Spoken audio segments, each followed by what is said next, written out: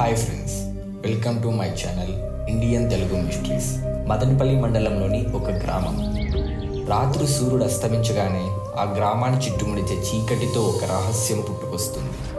శ్రీ నల్లవీర గంగాభవాని దేవాలయం చుట్టూ ఉన్న ఈ రహస్యం గురించి చెబుదామంటే నిజంగానే గుండెల్లో ధైర్యం కావాలి. ఏమిటా భయంకర శబ్దాలు? ఎవరు కనిపించారు? ఈ ప్రశ్నలన్నిటికీ సమాధానం తెలుసుకోవాలంటే చివరి వరకు చూడండి.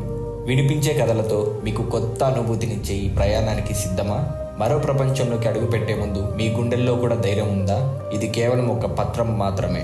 అసలు కథ ఇప్పుడే మొదలవుతుంది. మరి మీకు నిజం తెలుసుకోవాలంటే చివరి వరకు ఈ వీడియోని ఎక్కడ స్కిప్ చేయకుండా చూడండి. పూర్వం 1950 చిత్తూరు జిల్లా మదనపల్లి మండలం సిటిఎం గ్రామంలోని శ్రీ నల్లవీర గంగాభవాని దేవాలయంలో ఒక రహస్య భయానక సంఘటన చోటు చేసుకుంది. ఈ ఆలయంలో నిర్వహించే గంగమ్మ తల్లి జాతర గురించి ఎన్నో కథలు ప్రచారాల్లో ఉన్నాయి.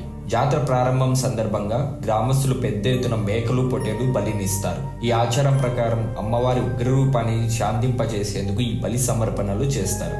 జాతర సమయంలో పగలు గ్రామస్తులు బలి ఇచ్చిన తర్వాత సాయంత్రం అయ్యేసరికి అందరూ ఇళ్లకు వెళ్ళిపోతారు.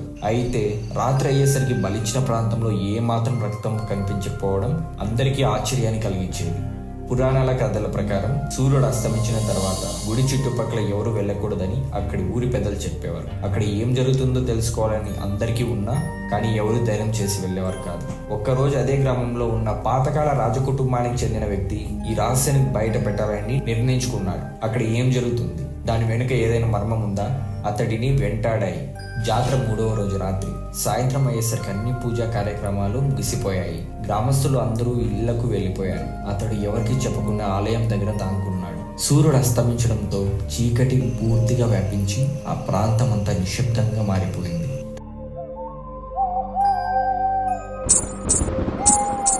తర్వాత అతడు ఎదుర్కొన్నది ఘటన అతడిని జీవితాంతం వెంటాడింది. ఆ ఘోర దృశ్యం చూసి భయంతో సృహ తప్పిపోయాడు. మరుసటి రోజు గ్రామస్తులు అతడిని ఆలయం దగ్గర సృహ తప్పి పడి ఉండగా చూసి ఇంటికి తీసుకెళ్లారు. సృహలోకి వచ్చాక అతడు జరిగిన సంగతిని గ్రామస్తులకి ఇలా వివరించాడు. ఆ సంగతి తెలుసుకున్నాక అందరికీ ఒక్కసారిగా ఒళ్ళు గుబ్బులు పుట్టించాయి. నేను ఆలయం బయట నిలబడి పరిసరాలు గమనిస్తున్న వేళ ఒక్కసారిగా గుడిలో నుంచి భయంకర శబ్దాలు వినిపించాయి. వెంటనే నేను ఆలయ ద్వారం వైపు చూశాను. ఆ ఆకారాన్ని చూసి ఒక్కసారిగా నా గుండె 1000 రెట్లు కొట్టుకోవడం మొదలైంది. శరీరం అంతా చెమటలు నిండిపోయాను.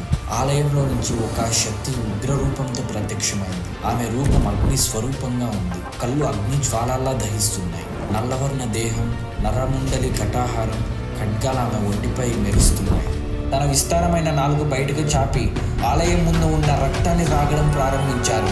ఆమె మరెవరో కాదు, మన అమ్మల కన్న అమ్మ శ్రీ నల్లవీర గంగాభవాని.